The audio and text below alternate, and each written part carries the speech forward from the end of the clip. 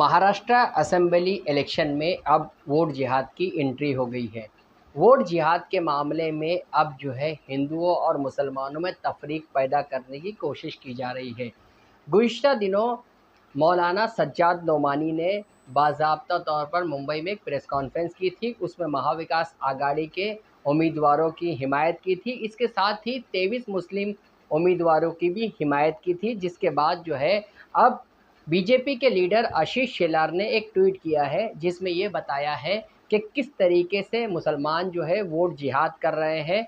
जबकि आपको हम ये बता दें कि किसी भी उम्मीदवार के हक़ में वोट मांगना या किसी पार्टी के हक़ में वोट मांगना या उसके लिए अपील करना वोट जिहाद के ज़मरे में नहीं आता है, क्योंकि ये दस्तूरी हक़ है और किसी भी उम्मीदवार के हक़ के लिए कोई भी तंजीम, अदारा या उलमाए कराम, मुफ्तियान आज़ाम वोट मांग सकते हैं। जबकि बीजेपी जो है इसे दूसरे ट्रैक पर ले जाकर वोट जिहाद का रंग दे रही है, लेकिन वोट जिहाद जो है इसके कोई मानी नहीं है। आपको ये भी बता दें कि सज्जाद नोमानी ने बाज़ाब्ता तौर पर रियासत महाराष्ट्र के इलेक्शन में सर्वे के बाद 288 उम्मीदवारों के लिए जो है हिमायत का ऐलान किया है, जिसमें बेशतर जो है सेकुलर पार्टी के उम्मीदवार हैं, यानी महाविकास आघाड़ी को जो है उन्होंने अपनी हिमायत दी है। मौलाना खलीलुर रहमान सज्जाद नोमानी ने ये वाज़ेह किया है कि उन्होंने जो है ये मामला वोट जिहाद का नहीं है, बल्कि उनकी बातों को जो है गलत तरीके से पेश किया जा रहा है और एक वज़ाहती बयान भी उन्होंने जारी कर दिया है। और इसके साथ उन्होंने ये भी कहा है कि वो ये जो अपनी राय रखी है उन्होंने, वो मुस्लिम पर्सनल लॉ बोर्ड के बैनर तले नहीं रखी है, बल्कि ये उनकी ज़ाती राय है और उन्होंने ज़ाती तौर पर ये फ़हरिस्त तैयार की थी और इसमें जो है मुस्लिम पर्सनल लॉ बोर्ड का कोई लेना देना नहीं है, क्योंकि मुस्लिम पर्सनल लॉ बोर्ड जो है सियासी प्लेटफॉर्म पर काम नहीं करती है, वो एक दीनी और मिल्ली तंजीम है। जिस तरीके से एडवोकेट आशीष शेलार, जो कि बीजेपी के उम्मीदवार हैं और बांद्रा से जो है इलेक्शन के मैदान में है, उन्होंने लिखा है कि किस तरीके से मौलाना खलीलुर रहमान सज्जाद नोमानी ने जो है अपने वीडियो में ये कहा है कि शरद पवार जो है वो इसके सिपे सालार है। एक ऐसा वोट जिहाद करो जिसका सिपे सालार शरद पवार है और सिपे सालार अजीम जो है उद्धव ठाकरे, राहुल गांधी, नानाजी पटोले। और हमारा जो मामला है वो जो है हमारा निशाना महाराष्ट्र नहीं बल्कि दिल्ली है, क्योंकि महाराष्ट्र के नताइज दिल्ली को मुतासिर करेंगे और मुल्क का मुस्तकबिल है। और इस तरीके से जो है 2 मिनट का जो वीडियो है उन्होंने अपने ट्विटर हैंडल से ट्वीट किया है और इस तरीके से जो है उन्होंने ये बताया है कि किस तरीके से जो है मुसलमान यकमुश्क वोट दे रहे हैं और इसे जो है मजहबी रंग देने की कोशिश की है और इसमें हिंदू मुसलमान का एंगल अब सामने आया है।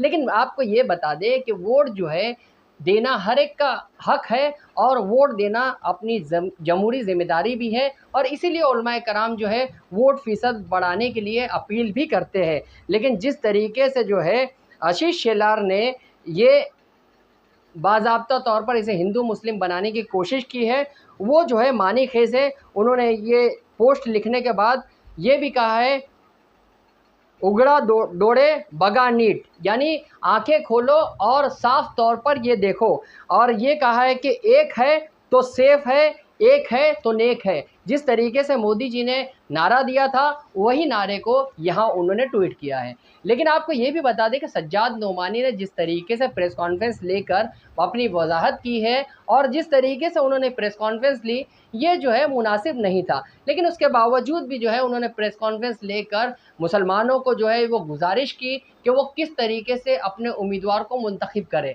जबकि दूसरी तरफ ये तासुर पैदा करने की कोशिश की जा रही है कि मुसलमान किस तरीके से एक होकर वोट दे रहे हैं और अब जो है हिंदू भी अपने वोट जो है मुत्तहिद करे और मुत्तहिद होकर वोट दे। इसलिए जो है 2 खानों में हिंदुओं और मुसलमानों को तकसीम करने की जो साजिश रची जा रही है दोनों कम्युनिटी की तरफ से, उसे बेनकाब करना बहुत ज़रूरी है। और इस साजिश को बेनकाब करने के साथ ऐसे उम्मीदवार को मुंतखब करना भी ज़रूरी है जो सेकुलर रहे, दस्तूर की हिफाजत करे और हिंदू और मुसलमानों को साथ लेकर चले, क्योंकि ये मुल्क की खूबसूरती है।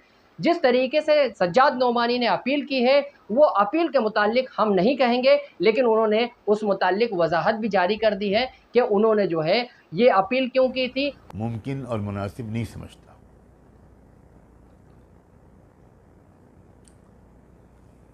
अब उसको कुछ मीडिया हाउसेस ने कुछ इस तरह का रुख देकर आवाम के सामने रखा कि एक वो जिहाद का नारा दिया गया है और अब तमाम मुसलमानों को इकट्ठा करके एक जगह वोट डालने की अपील की गई है। इसके नतीजे में तमाम हिंदू इकट्ठा हो जाएंगे, यानी मसले को हिंदू मुस्लिम का रंग दे दिया गया। हैरत की बात है कि जिन उम्मीदवारों के हक़ में हमने अपील की है उनमें गालिब अक्सरियत हिंदुओं की है। सिर्फ 23 मुसलमान हैं जिनके हक़ में हमने अपील की है, गुजारिश की है। उसके बावजूद उसका ये रुख दिया जा रहा है। झूठ और फरेब और आवाम के मुस्तकबिल से खेलने की एक मकरूह तरीन मिसाल है। हमारे सामने सिर्फ एक ही बात रही है कि वो कौन से उम्मीदवार हैं जो उन तंजीमों से वाबस्ता हैं, उन पार्टियों से वाबस्ता हैं जिनका अज़्म मुसम्मम है दस्तूर को बदल देना।